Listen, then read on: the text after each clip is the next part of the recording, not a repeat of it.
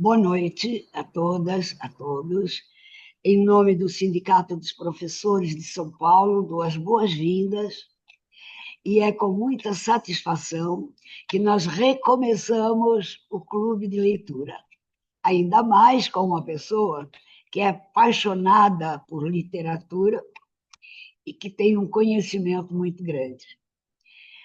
Eu costumo dizer que o clube de leitura, embora muitas pessoas não tenham participado nunca, mas é uma oportunidade muito grande, muito boa, porque nós conversamos, lemos um livro e temos a oportunidade de trocar ideia, e cada um normalmente forma a sua própria ideia. Bom, não vou ficar agora enrolando muito, é que eu também sou apaixonada por troca de ideias. Eu só queria observar algumas coisas, ou seja, todos que queiram terão oportunidade de falar. Aí, se muita gente quiser falar, o que eu posso fazer é limitar cada um a 3 minutos, para a gente não ficar até amanhã, né? Senão vamos levando. O respeito à forma como cada um fala, ou seja, se eu quero interromper, tenho duas formas. Levanto a mãozinha, que normalmente está aqui embaixo do computador, ou escrevo no chat. Eu estou atenta toda hora olhando o chat. Tá bom? Outra coisa, a professora Marlise preparou uma lista de livros. Ela não é obrigatória, é uma lista para começarmos depois, para o próximo encontro, a ter um outro livro. Se algum de vocês que está aqui, eu vou dar o aviso de novo mais tarde, tiver uma outra ideia, quer sugerir um outro livro, por favor, se manifeste que a gente coloca.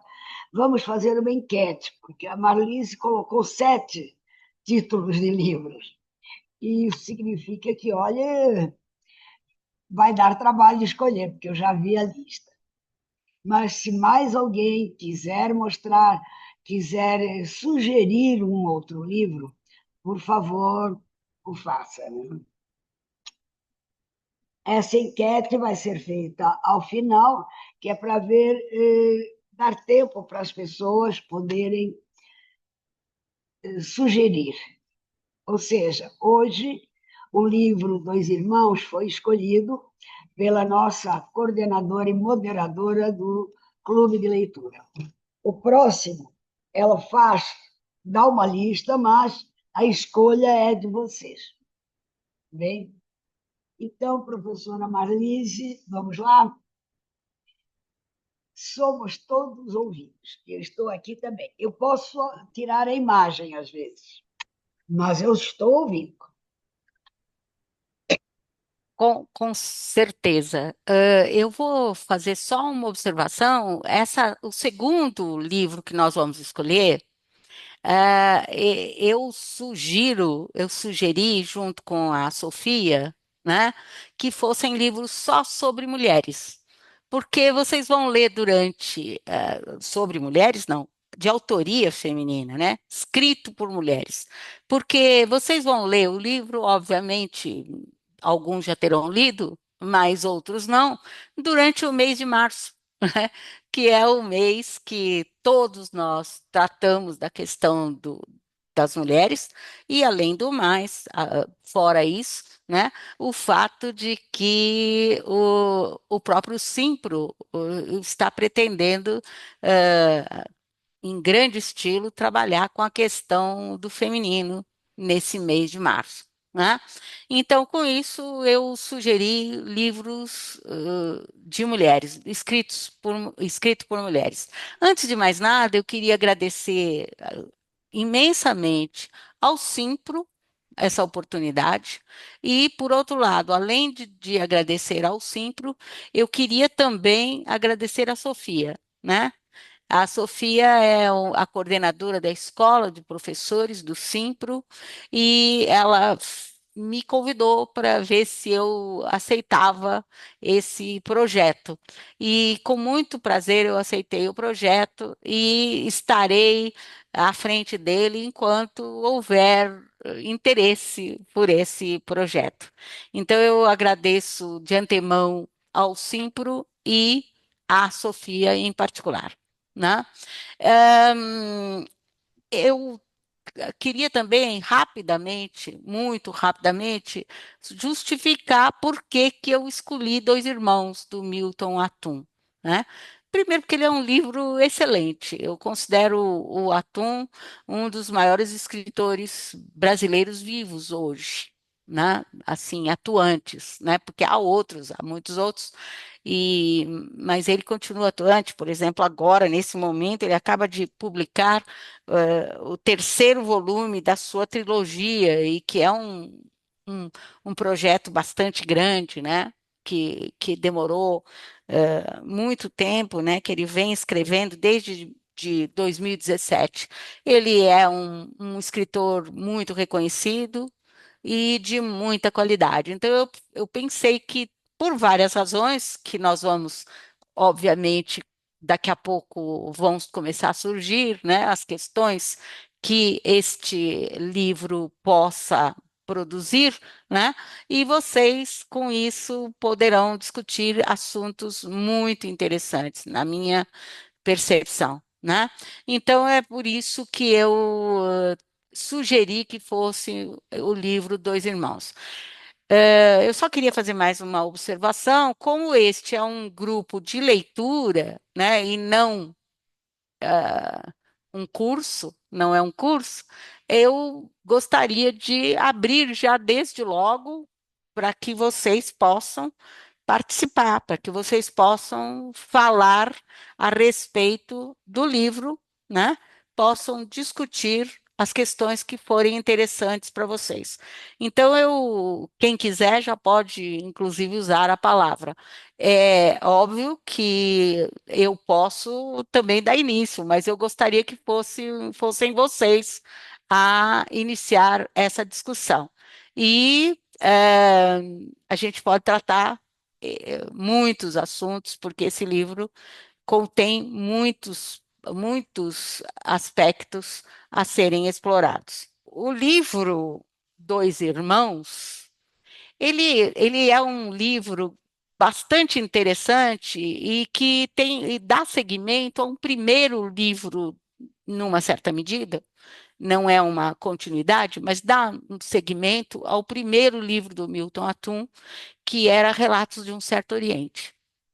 E por que que eu estou falando isso? Porque ele trata de uma família árabe, né? Ah, por acaso, eu sou de uma família árabe. Eu sou de uma família, meu pai era árabe, né? Meu pai era, embora nascido no Brasil, ele era 100% árabe. Então, eu sou 50%, né? Como dizem os árabes, 50%, né?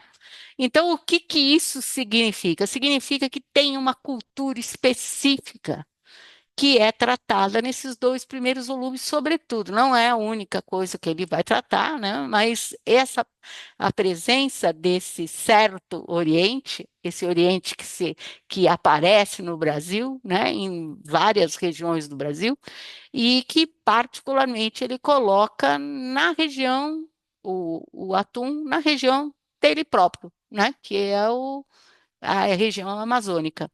Então, ele coloca, do ponto de vista espacial, é o Amazonas. E do ponto de vista humano, é uma família árabe. É uma família árabe, portanto, de imigrantes. Vejam que esse é um tema muito forte hoje em dia, né? Nós temos quantos problemas no mundo relacionados a essa questão, e, por outro lado, como é que isso acontece aqui no Brasil. Diga-se de passagem, há outros escritores, né, que também tratam dessa temática, por exemplo, Raduan Nassar, né, que também escreveu sobre essa temática da família árabe, né? E esse fato de ser uma família árabe, ela tem algumas peculiaridades. Por exemplo, eu vou dar um exemplo específico, né? Quando a gente pensa nas personagens desse romance, e já é provocando, né?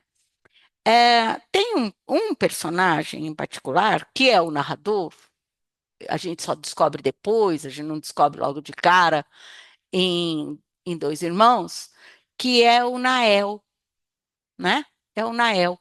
Ele é o narrador. E ele é uma figura muito interessante, porque, vamos lá, né? Se a gente pensar na família árabe, tem o pai, que é o Halim, depois tem os filhos gêmeos, que são os dois irmãos, que é o Jacob e o Omar, né? O Jacob é considerado o mais velho, né? O primogênito, eles são gêmeos. Só que quem nasceu primeiro, isso não é científico, né? Ao contrário, cientificamente seria o oposto. Ele seria o mais velho porque ele nasceu primeiro. Então ele é o primogênito. E o Omar, que é o caçula, é chamado de caçula dentro do livro, né? E por que que eu estou falando disso? Eu estou falando por causa desse nome, que é o nome do Nael.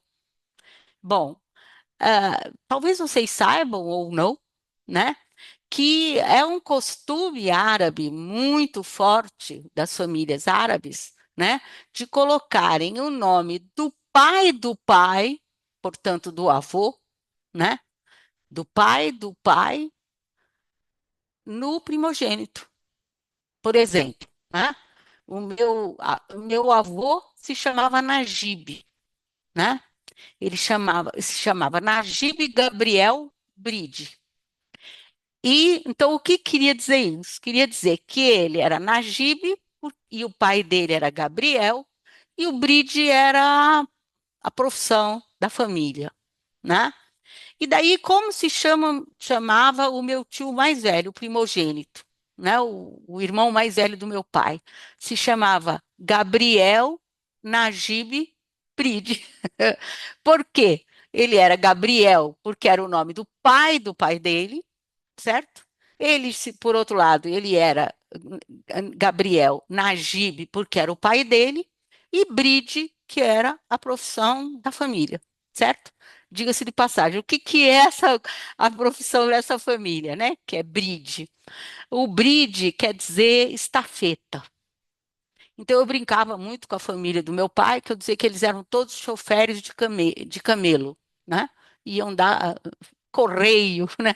Eles eram os estafetas. E eu brincava que eles eram choferes de camelo. É claro que tudo isso é bobagem, porque nenhum deles andava de camelo, né? Já no século XIX isso não acontecia mais para eles, que moravam em grandes cidades, etc. Tal. Bom, mas enfim, né? Por que que eu estou falando isso? Porque o Nael, que é o narrador, ninguém sabe muito bem, e nem ele próprio, de quem ele é filho, certo? Essa é uma questão central dentro do romance, certo? É uma questão central dentro desse romance. Porque se ele se chama Nael, e Nael é o nome do pai do Halim, ele seria filho do Halim, certo? É uma hipótese. Por outro lado, né, como esse livro é bastante complexo, né, ele não sabia muito bem o que fazer, porque ninguém sabe quem é o pai desse Nael, né?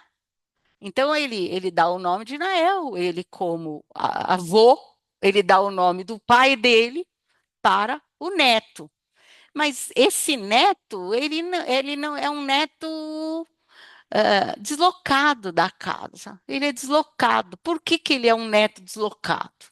Ele é um neto deslocado porque, na verdade, ah, os dois, o Jacob e o Omar, que são os gêmeos, ele tem dúvida se é o pai dele é o Jacob ou se é o Omar. Ele tem essa dúvida, né? O Nael. E quem é a mãe? A mãe é uma índia, né? Que é a Domingas e que mora na casa. Mora na casa, entre aspas, mora no quintal da casa.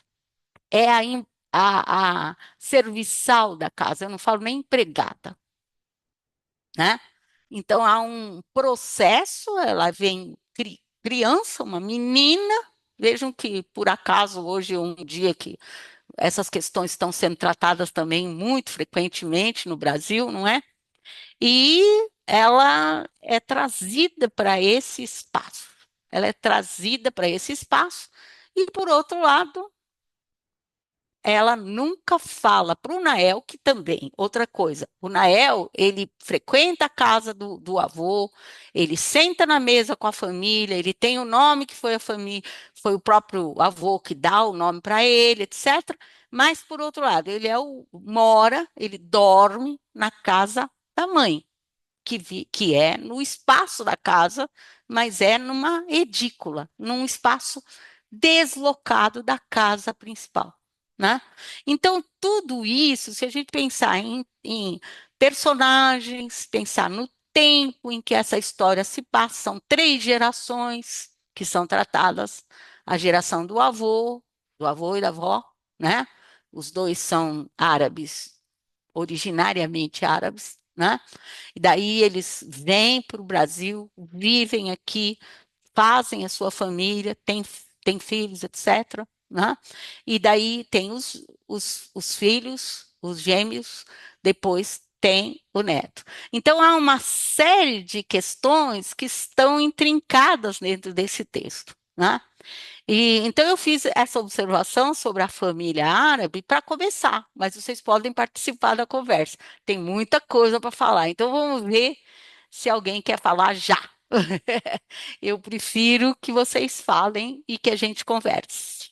Eu fiquei na dúvida, eu estava falando com a Ana agora, é, eu fiquei na dúvida de quem que era o pai, porque tem essa questão do. Eu não conhecia essa questão do nome, né? Que o nome do primogênito seria o nome do Do pai, pai. né? É. E mas essa relação entre eles, com esses 3 homens, a todo momento dá a impressão de que poderia ser um deles o pai do Nael. Eu fiquei com essa, eu fiquei com essa, eu comentei com a Ana que eu adorei o livro, né? Adorei esse narrador, adorei ler esse livro. E, e, e aí chegou no final, e aí as coisas, um monte de coisas se resolveu ali, parecia assim, novela da Globo, sei lá, Aliás, no final, foi, que virou até aliás, foi a, minissérie, né? virou minissérie, né? É, Minissérie. é. Hum. Isso.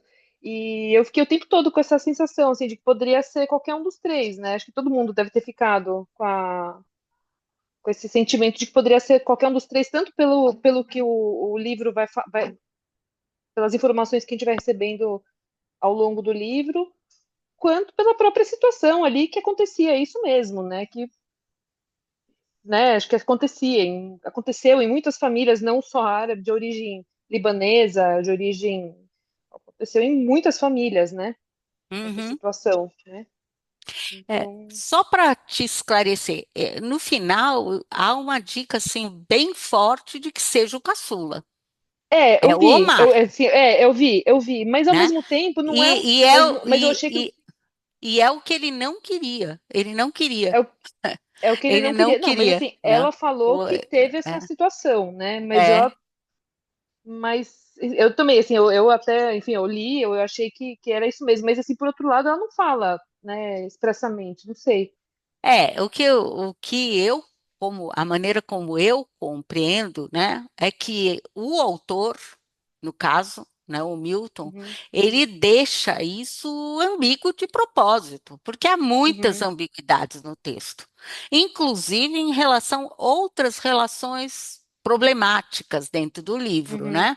Uma uhum, delas, que também aparece muito claramente no livro, é a relação do Omar com a própria irmã, uhum, né? Então, quer dizer, há todo esse processo, e que, aliás, já aparecia no Radwan Nassar, né? No Lavoura Arcaica. Lavoura Arcaica também trata desse assunto. Então, essas questões aparecem ali, né? Eu acho que o mais importante, né? Vamos dar uma aqui uma no cravo, outra na ferradura, né? Dizendo assim, a Capitu traiu ou não traiu? Não é essa a questão Uhum, central, né? Então, eu também acho que nesse caso não é a questão central a gente uhum. descobrir com Quem todas que as é? letras É, quem é o pai ou quem não é o pai. O mais importante é como o Nael se sente nessa situação, né? Porque ele está deslocado. Ele, ao mesmo tempo que ele é da família, ele é deslocado da família, né? Então, eu gosto muito da ideia que o Eduardo Said colocava, e que também é árabe, diga-se de passagem, né? O grande Eduardo Said, que foi um teórico muito importante, chamam-no de norte-americano, né? Mas ele, na verdade, não é um teórico norte-americano, embora escreva em inglês e na Universidade Americana, né? Ele é um teórico palestino. É importante que se diga isso, né? E o Eduardo Said, ele, nas suas memórias, ele fala que ele é fora do lugar. Aliás, é o livro dele, né? Fora do lugar. Então, o Nael, ele é fora do lugar. E ele é fora do lugar por tudo. Porque ele, ao mesmo tempo que ele é árabe, ele não é árabe. Ao mesmo tempo que ele é filho de um, ele queria ser filho do outro, né? Ele, apesar de tudo, por exemplo, e há toda uma série de trocas. Que, por exemplo, se a gente pensar no Jacob e no Oman, né? Eu não sei se estou falando errado. Omar, desculpa, falei errado. Então, você está pensando no Jacob e no Omar. E os dois, né, o primogênito e o caçula, eles são antípodas em tudo, politicamente, inclusive, né? Politicamente. Então, de um lado mais positivo por exemplo, o Omar, ele é mais positivo do ponto de vista político para a nossa concepção atual, né? Contra a ditadura, ele vai preso, ele defende o professor que vai preso também, etc. Tal. Por outro lado, ele era uma pessoa do ponto de vista de comportamento muito complicado, né? E já o Jacob, que é o oposto, né? Quando ele vem para Manaus, infelizmente, ele muitas vezes mostra uma outra feição, porque ele vem para o sul, ele vem para São Paulo, trabalha aqui, tem relações com o poder, né? Com o poder da época, que era da ditadura, etc., né? Da ditadura militar. Ele tem relações muito mais afetivas com a irmã, com a Índia Domingas e com o próprio Nael. O nosso autor, ele faz de propósito essas misturas. Então, nós não temos personagens heróicas positivas e, por exemplo, vilões negativos totalmente. Isso não acontece no livro, né? E muito pelo contrário, ele põe uma série de dificuldades para para estabelecer essas relações, né? E é muito importante o número dois nesse livro, né? Eles são gêmeos, Caim e Abel, Isaú e Jacó, tanto Isaú e Jacó da Bíblia, quanto Isaú e Jacó do Machado de Assis, né? Então, nós temos uma série de referências cruzadas que aparecem no livro, né, Anne? Então, esses cruzamentos, eles ampliam a ambiguidade do livro, né? O próprio autor, ele comentou, né? O Milton Atum, ele comentou em entrevista, porque as pessoas às vezes iam para Manaus tentar encontrar aquela Manaus que ele representa dentro do livro. Ele diz, ela não existe, nem nunca existiu, porque essa Amazônia que ele representa na sua obra é filtrada pela maneira como ele viveu e viu esse espaço, né? Então, isso também traz ambiguidades, quer dizer, por exemplo, a minha casa da São Benedito em Santo Amaro, ela não existe, a não ser dentro de mim, né? Hoje só dentro de mim, porque todas as outras pessoas que moravam naquela casa já não existem mais. Só eu estou viva. Meu pai, minha mãe, minha irmã, as pessoas que moraram lá, minha avó, sei lá, mais não sei quantas pessoas que moraram lá naquela casa, elas não existem mais. Que é uma das coisas importantes da memória, né, Ana? Ana, certo? A memória, ela constrói não só coisas positivas, no sentido de verdadeiras, mas também coisas falseadas, transformadas, modificadas, né? Que só existem dentro de cada um que tem a própria memória. Então, esse livro é um livro que aponta para essas questões, né? Então, esses gêmeos que têm uma luta terrível, né? Porque, por exemplo, o Jacob, ele vai embora, ele é mandado embora para fora, lembram disso, né? Quem leu o livro, ele é mandado embora, porque eles têm uma briga terrível, os dois, por uma menina, eles são ambos muito jovens ainda, e ele vai embora, ele vai embora, ele é mandado para casa de um dos parentes lá, né, lá longe, lá no Líbano. E tudo isso vai interferir na relação deles todos, né? Ah, é interessante, ainda provocando vocês, o papel dos professores. Eu gostaria que alguém falasse alguma coisa. Eu já escrevi 3 artigos, sempre com a professora Maria Lúcia Vasconcelos. Eu escrevi 3, nós duas escrevemos 3 artigos a respeito de livros que tenham professores, né? A gente dava um curso de literatura e educação, né? Essa relação. E a gente pegava na literatura como apareciam os professores, as personagens professores. E esse é um deles, porque esse tem 2 professores importantes, né? Tem vários. Inclusive o Nael se torna professor. Também é interessante, porque a maneira que ele vai conseguir superar tudo, todo esse universo, é sendo professor. Ele encontra uma identidade, né? Ele tinha uma identidade muito complicada e ele vai para esse lado. No final, ele vai ser professor. E ele tem com o pai, que ele não gosta que seja seu pai, que é o Omar, né? Ele tem um vínculo pelo professor que era professor dos dois, né? Que tinha sido professor do Omar e também tinha sido professor dele próprio antes de morrer na ditadura, torturado, morto, assassinado. Né? Então é muito interessante esse papel dos professores. Eu falei que eu escrevi junto com a Maria Lúcia em 3 oportunidades. Né? A gente escreveu sobre o Virgílio Ferreira, o livro Aparição, a personagem principal é o professor. Né? A gente escreveu sobre os teclados da Teolinda Gerson, né, que tem os professores de música, professores de piano, etc. Tal, e as relações, como é que isso. E também tem um tio lá também que é um professor não formal da personagem principal, né? E os 2 irmãos. Porque os 2 irmãos, os professores também são trocados. O professor tradicional é o que dá força, apesar de tudo, ele é um professor totalmente tradicional, ele é o que dá força para o Jacob. O Jacob começa a se sentir bom e importante, porque ele é bom, porque ele é bom na matemática, porque ele é melhor que o Omar, né? E o contrário se dá com relação ao Omar, que vai lá estudar com um outsider, né? Um professor outsider, e que é um professor de literatura, né?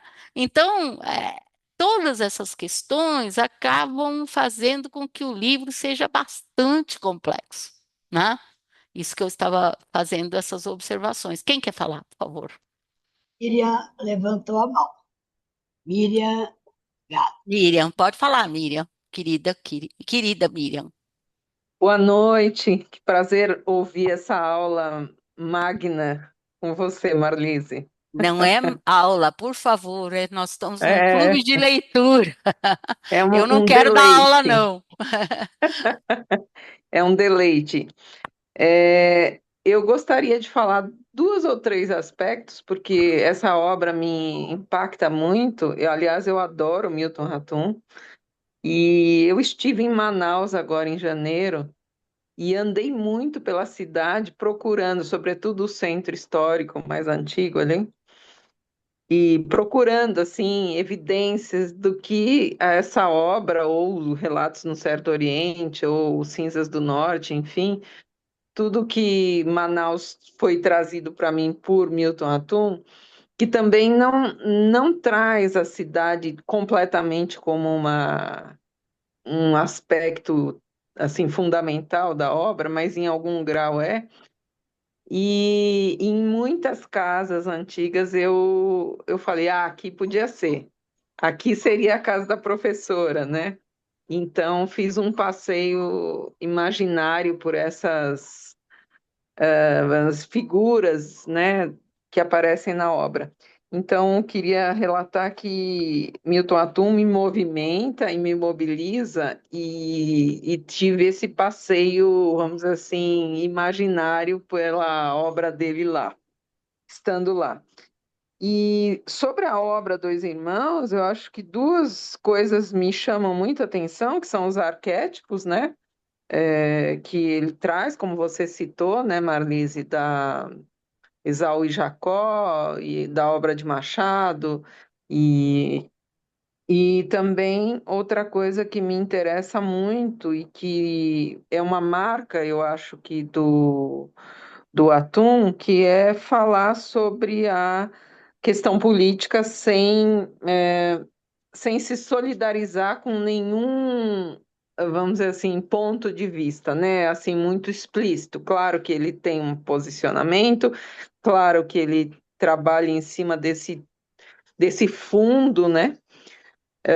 Ideológico, vamos dizer assim, mas ele deixa os personagens dançarem, então, em todo o espectro das possibilidades aí dos personagens se apresentarem. Então, e isso que me chama muita atenção, e eu acho que é uma coisa presente nessa obra, além dessa densidade de emaranhado, né? Toda vez que a gente relê essa obra, a gente fica fascinado.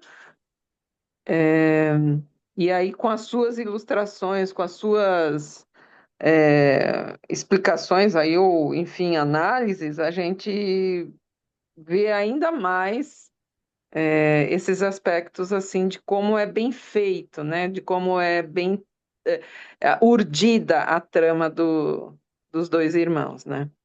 Enfim, é uma pequena participação para dizer da minha alegria de estar aqui e de falar sobre Milton Atum e tá tão fresca ainda na memória a identidade da cidade de Manaus, que é bastante empobrecida e tem aspectos muito deteriorados, né, nesse centro antigo, que eu acredito que seja essa Manaus desse momento da obra, vamos dizer assim, final de É, 18, começo de 19, né, que tem ainda muitos casarões preservados lá.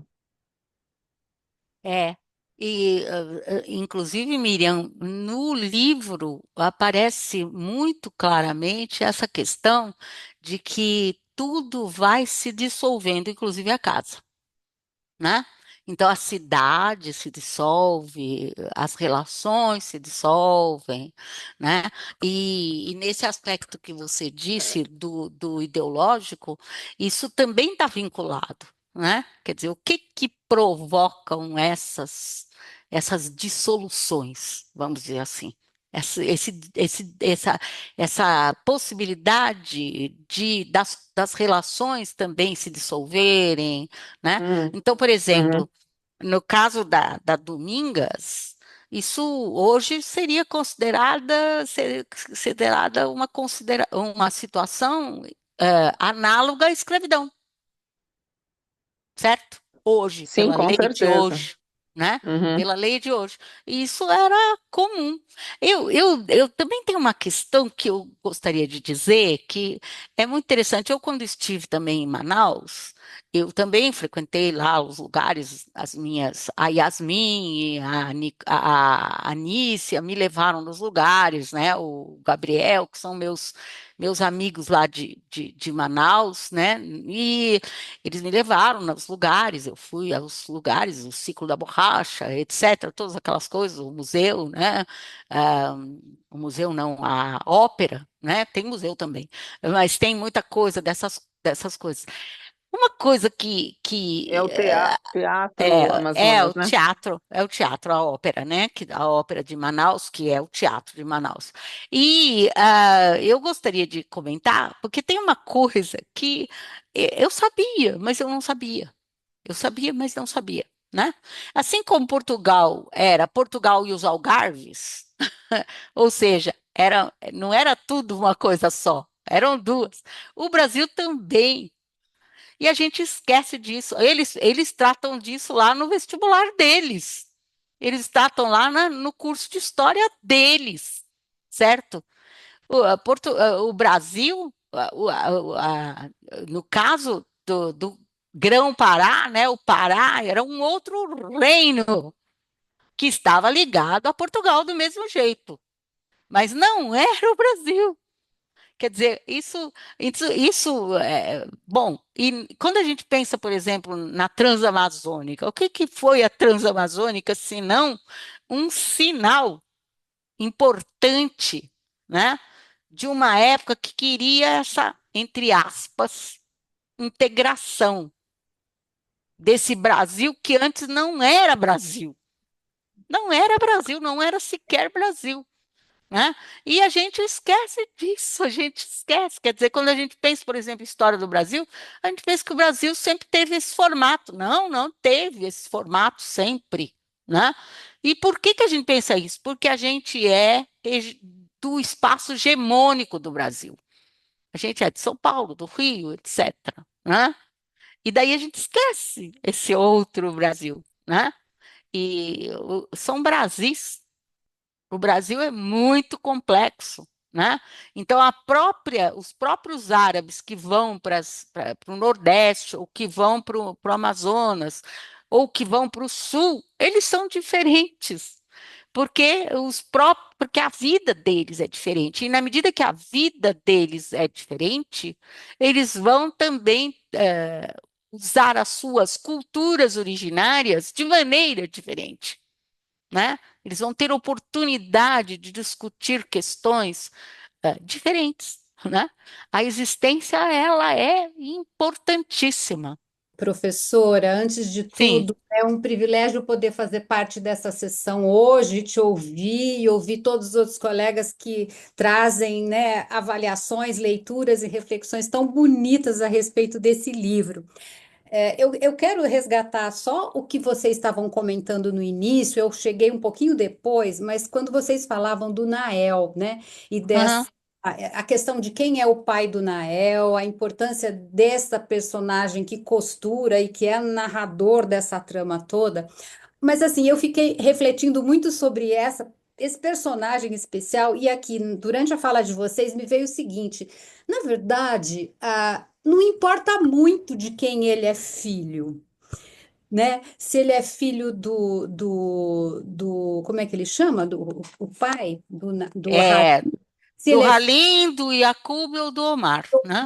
porque o destino dele, apesar de depois virar professor, de encontrar a sua turma, né? Nessa hierarquia toda que o Ratum coloca no livro, não ia mudar muito a história, o destino dele ali naquele cotidiano, se ele fosse filho do Omar, ou do outro irmão, ou do próprio pai. Porque ele, de certa forma, tem o destino ligado à mãe, a Domingas, que era uma empregada, que era uma indígena que foi, vamos falar, escravizada. Na época não era essa a expressão, mas ela é uma serviçal da família, né? E como tal, o filho, fruto dela, também teria esse destino, então de alguma forma não ia mudar muito a história dele, né? Ele, Nael, sim gostaria que fosse determinada pessoa ou não, em função do que ele significava ali para a família, né? Mas Uhum. assim, Uma outra coisa que me chamou muita atenção e que para mim é a parte mais forte, que me incomodou demais, eu li 2 vezes o livro, fiz essa leitura também para participar da sessão do clube de hoje, é a postura da Zana, a mãe. É. E assim, que mostra toda essa força da hierarquia, né? A mulher que conserva, ela conserva tudo daquele jeito dentro da família, conserva as relações, ela trama de todos os jeitos para que tudo fique do jeito que ela quer. Se a gente fala, né? Se a gente pode dizer que o Nael ele costura como narrador, ela costura como uma pessoa que aprisiona a história da família, né? E que ao final, quando ela vai perdendo né, a capacidade cognitiva e tudo mais, ela acaba tendo que sair daquele espaço e a própria casa, que acabava sendo uma prisão, é vendida, enfim, ela é, né, ressignificada, ela desaparece, ela só fica nas memórias mesmo, né? Mas Uhum. assim, chamou muito atenção a figura forte dessa mulher, como em todas as histórias de todos os personagens do livro, ela interfere na filha, né? Tem a filha também, É. no caminho do pai, interfere no filho um, no filho dois, no marido, na Domingas, no Nael, no Peixeiro, em tudo, né? Então, assim, é aquela grande mulher, aquela figura que foi tão bem descrita pelo Ratum, e acho que é até mesmo uma figura mitológica, além de toda a relação dos dois irmãos, né? Mas ela sim é uma grande figura mitológica. Para mim ficou muito forte a Zana nessa história toda, e me incomodou demais essa maneira como a figura feminina pode ser, ao mesmo tempo, agora, uma figura que liberta, mas ela oprimiu, né? Ah, Então, sim, sem uma dúvida. coisa muito forte para mim nesse dois irmãos, que não seriam irmãos se não fosse ela, óbvio que é a mãe, mas também ela amarrou todo o centro dessa história de um jeito assim, quase perverso. Sim, não posso dizer que foi perverso mesmo, né? Eu acredito que você tenha total razão. Eu também, inclusive, essa é uma outra temática que eu acho muito forte no livro. Quer dizer, se por um lado o patriarcado é muito forte, e eu estava comentando isso por causa do Nael, né? Por outro lado, a personagem, ou principalmente a da Zana, né? Essa concepção matriarcal da família, ela também tem uma concepção, como você apontou, que é arquetípica, né? É assim, o homem tem alguns determinados vamos dizer assim, papéis sociais dentro da família árabe, e a mulher tem esse papel, né? Que é um papel dona da casa. Ela é a da casa, né? É interessante porque nas culturas, mesmo nas antigas, né, havia o espaço da mulher e o espaço do homem, né, muito bem determinados. E quando essas coisas se misturam, é que as coisas começam a ficar mais complicadas, para bem e para o bem também, não só para o mal, né, dentro da cultura ocidental, né, porque os espaços eram muito determinados. Então, ela era mesmo muito despótica, extremamente despótica, né? E ela prejudica muito, inclusive, o caçula, porque quando ela trata o Omar como sendo o caçula que é privilegiado, ela acaba privilegiando eh, os comportamentos incorretos do caçula, que ela vai sempre resgatar, ela vai sempre impedir que ele tenha, quando ele tenta se libertar também da mãe, ela não deixa, né? Ela vai lá catar o cara, ela simplesmente catar o cara é legal falar assim, mas vocês entenderam o que eu estou dizendo, né? Ela vai lá retirá-lo de uma outra vida que ela não quer que ele tenha, né? Isso ela faz com todos. É ela que decide, por exemplo, que o Jacob tem que ir embora, não pode ficar ali, né? E vocês vejam, a rivalidade dos dois era uma rivalidade que, em princípio, seria absurda. Quem que fere o Jacob? É o Omar. É o Omar que pega a garrafa e corta a cara do Jacob, né? Tá certo? Então, quer dizer, por causa de uma moça, de uma menina, né? Que, aliás, o livro é muito sutil nisso, porque a gente fica sabendo, inclusive, que o Jacob casou com a Lívia. Ele casou exatamente com aquela menina que tinha sido o buziles de toda aquela situação, né? Quer dizer, ele vai embora de Manaus, ele vai embora para o sul, vem para o sul, né? Ele vem para o sul, maravilha, entre aspas, faz uma vida toda, uma carreira diferente na área das exatas, né? O oposto do Omar. Então, esse emaranhado de questões tão vinculadas a essa mãe também, né? E todos nós que temos mãe ou somos mães sabemos o papel para o bem e para o mal das mães, né? Quer dizer, as mães são problemáticas, né? Há vários ditados que falam de outras coisas, mas eu acho que quem tem mãe tem medo, quem tem mãe dentro de si, né? Não no mau sentido da palavra, né? Por quê? Porque a gente tem que lidar com essa figura, né? Tão fundamental, quer dizer, as pessoas, antigamente se falava assim, pai a gente não sabe quem é, mas a mãe é uma só, né? Se falava muito isso. Hoje em dia existem muitos recursos, exame de DNA, etc, tal, né? Mas a figura materna, né? E o atum sabe fazer muito bem isso, né? Ele faz muito bem, né? Ele faz muito bem o uso de todas essas imagens e desse material simbólico, né? Ele faz muito bem isso. E não só nesse livro, né? Eu tenho mais duas pessoas para falar. Eu vou dar primeiro a palavra para a Ana e depois para a Miriam, porque a Ana ainda não falou. Vamos lá, Ana, que está com a mãozinha levantada. Você estava falando do Grã-Pará, né? Do norte, que é um outro Brasil. Aí eu lembrei também do A Selva, do Ferreira de Castro, onde ele conta também do quanto que vinham esses estrangeiros, que vinham árabes, vinham, enfim, de vários lugares, para esse outro lugar que era o Grã-Pará, lá, o reinado do Grã-Pará. E aí a gente também tem outros livros, no Milton Atum, no Márcio de Souza, que descrevem esse outro Brasil, que é o Brasil, que quando a gente vê ali também, a história podia estar aqui junto. E aí a gente pensa no autor, que a gente não devia pensar tanto, ele também fez esse percurso, né? Ele foi depois para Brasília e depois veio para São Paulo. Então ele tem um pouco desse personagem que se desloca de Manaus e vem para cá para o sul, né? Então ele representa esse Brasil que está tudo ali nessa história. Você tem as famílias, as famílias particularmente de origem árabe, mas também qualquer outra família, né? Você falou da mãe, desse medo da mãe, mas sem elas a gente não existiria, né?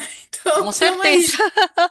Então, tem toda essa magia e essa troca, essa ambiguidade toda, para o bem e para o mal. Então, estamos todo mundo aqui num Brasil cheio de problemas, mas também construindo um monte de coisa e recebendo um monte de gente de todos os lugares, árabes, judeus, espanhóis, enfim, europeus e de tanta gente, e com a mistura indígena, que é uma coisa muito nossa ali também. E ali você vai ali para o Pará, para toda a região norte, essa presença indígena é bem mais forte, embora aqui em São Paulo também tenha tal, mas isso parece que lá a coisa corporifica e ele coloca isso ali também. Então, eu acho que é a representação do Brasil que ele faz ali, embora aquilo fosse um outro Brasil, é o que forma a gente, essa diversidade que ele Com mostra certeza. também. Então, assim, é rico, foi um livro super bem escolhido, que eu gosto muito faz tempo. Obrigada, E Marlise.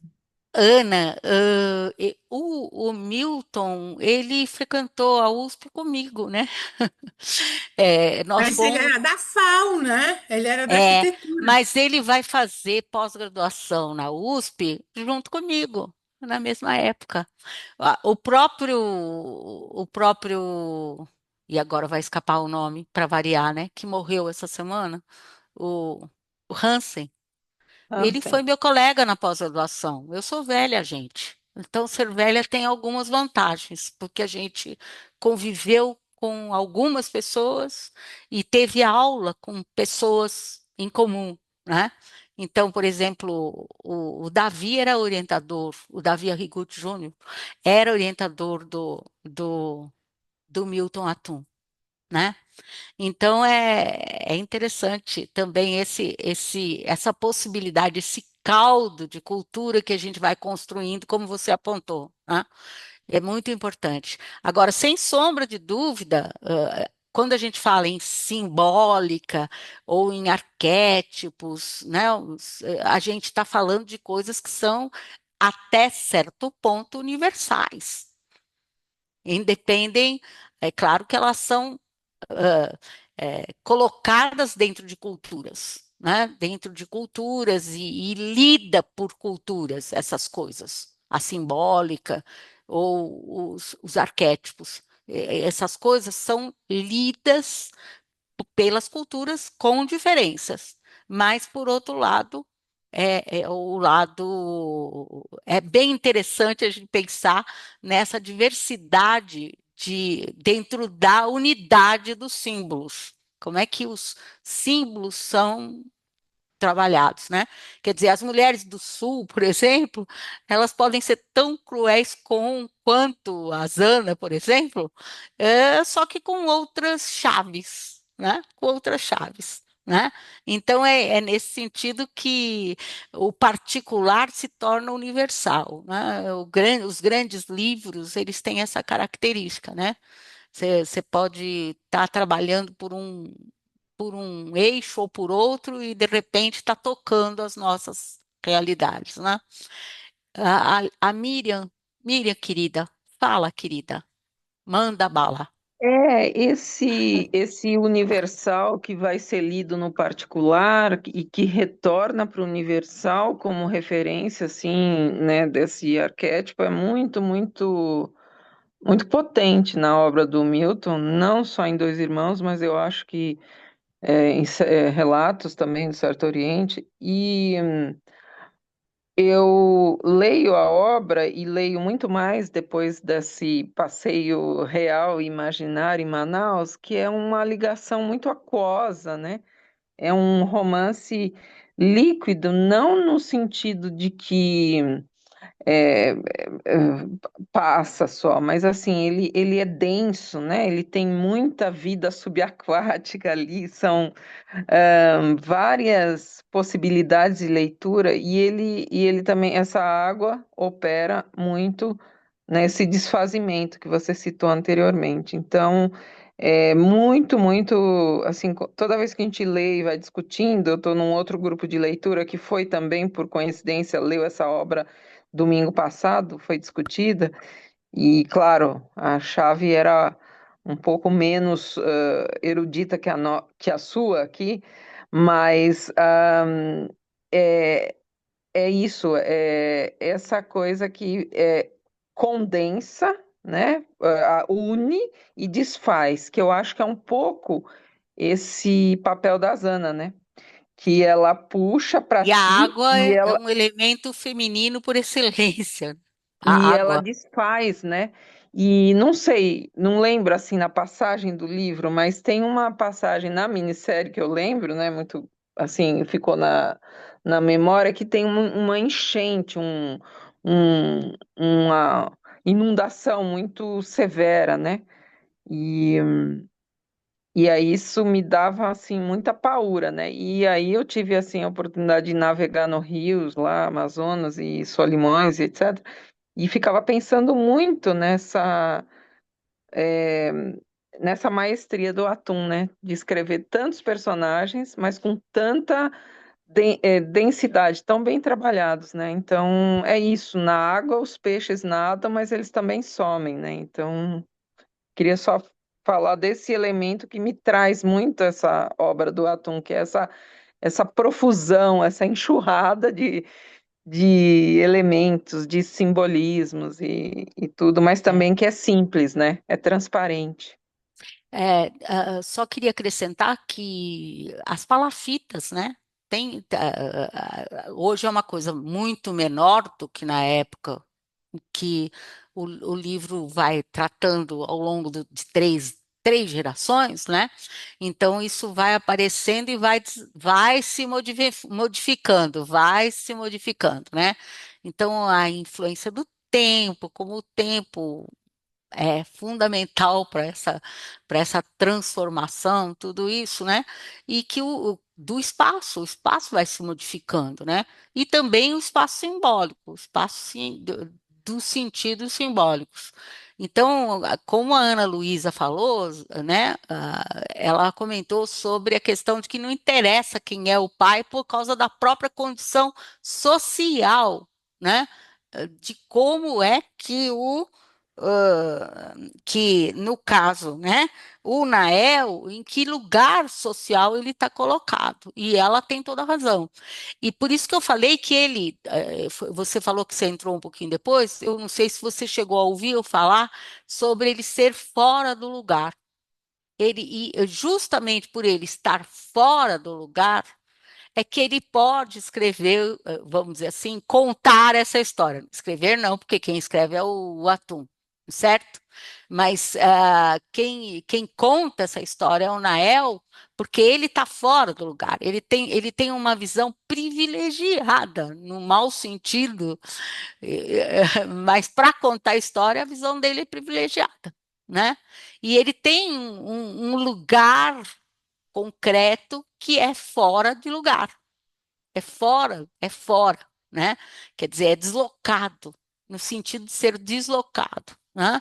Então, é por isso que eu trago essas questões.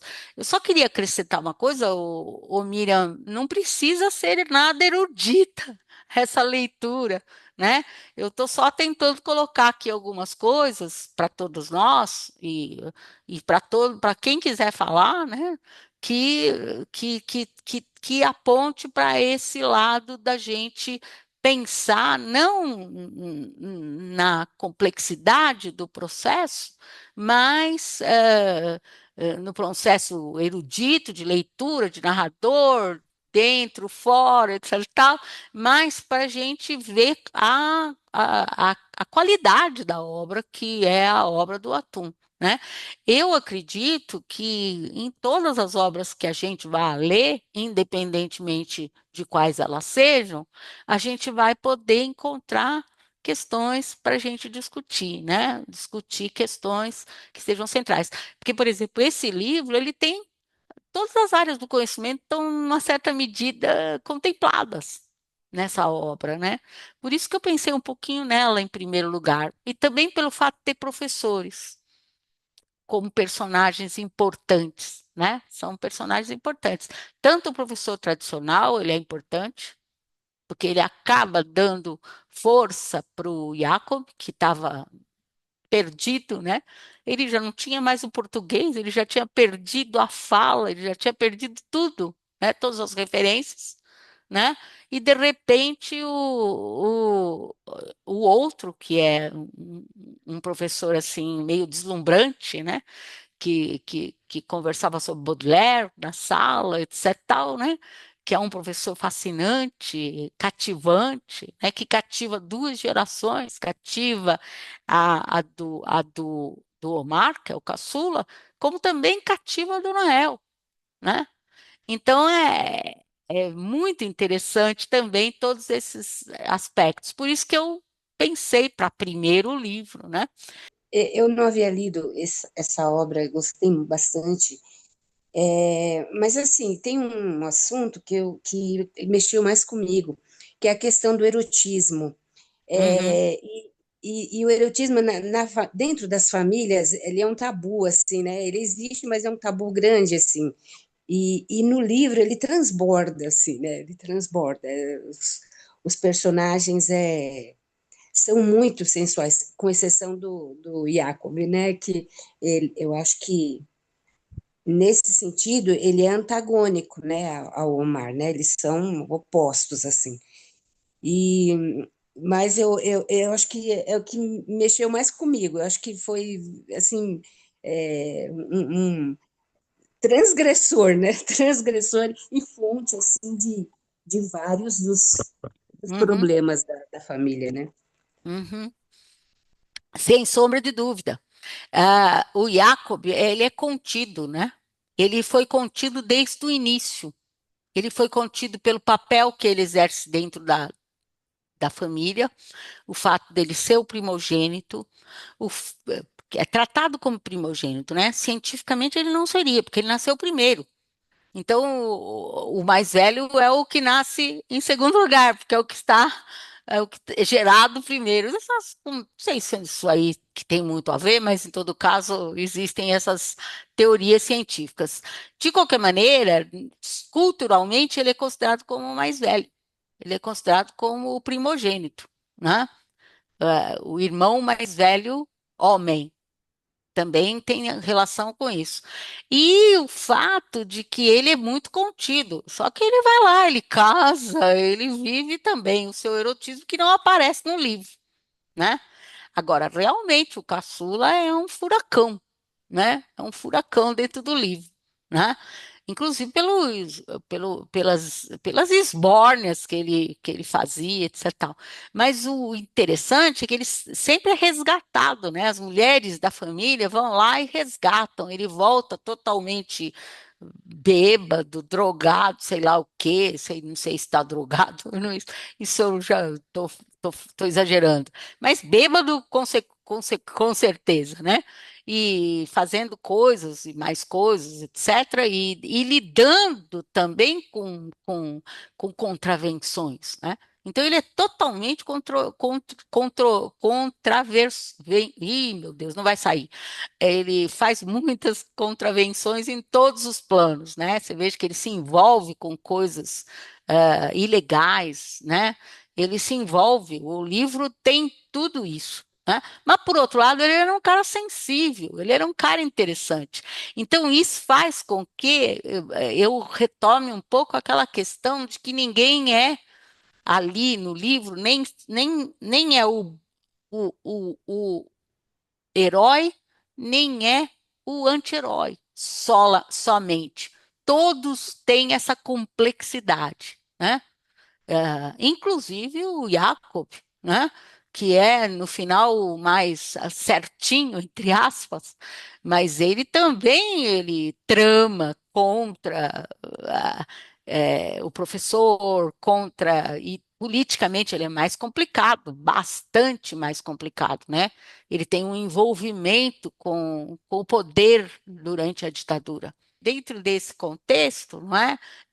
Me parece muito importante a gente pensar nessa complexidade, que é muito na direção do que falou a Anne, a Ana, todos mostraram isso, né? A própria Miriam, porque é muito complexo, é um tecido social que vai se compondo e descompondo, né? Como a própria história produz, né? A própria história produz essas coisas, né? E isso me parece bastante interessante também do livro. Então, obrigada também a Elaine, a todos que têm falado aqui, né? Olha, eu queria, antes de passar a palavra para a Sofia encerrar, eu queria dizer da minha alegria. Eu volto a dizer aquilo que eu falei no início, né? A minha alegria de estar aqui no Simpro. Eu não sou sindicalista por mero acaso, mas eu sou sindicalizada. Sempre fui sindicalizada. Sempre fui sindicalizada. Eu fui desde o primeiro momento que eu entrei na profissão de professora e ainda sou sindicalizada. Aqui, remida, porque quando a gente se aposenta, a gente se torna remida do Simpro, né? E na USP eu sou sindicalizada. Eu continuo, eu já me aposentei e continuo lá firme na USP. Por quê? Porque isso é fundamental. Não há como a gente se pensar no mundo do trabalho sem os sindicatos, né? Nesse momento, claro que pode ser que no futuro seja diferente, mas hoje, se já está difícil o trabalho, imagina se nós não tivéssemos o apoio dos sindicatos. Eu penso isso. e as entidades de classe, né? Há profissões que não são sindicatos, mas são entidades de classe do mesmo jeito, né? Certo, filha? Muito boa noite. Eu saio daqui. Olha, foi uma delícia. Olha, Sabe quando gente, você. eu queria dizer uma coisa, eu estava muito preocupada se eu ia dar conta do trabalho, porque como eu estou aposentada, eu começo a ficar assim, sem, sabe, vou perdendo o jeito. Mas eu me senti muito à vontade aqui, né, É com isso. vocês, com os meus Foi colegas, ótimo, é né? ótimo. Ok? Muito obrigada. Então, até o próximo e vão receber um WhatsApp, tá bom? Não sei. Vamos dar um Tchau, Boa nome. noite, boa tchau, noite. Tchau. Eu Marcelino. sempre falo para abrirem os microfones, a gente faz um furdúncio natural de Tchau. alegria. Abra os seus Microfone e o vídeo, microfones. né? Obrigada. E o vídeo. Tchau. Tchau, Tchau, gente. tchau. Tchau. Até Obrigada. mais. Tchau, Obrigada. tchau.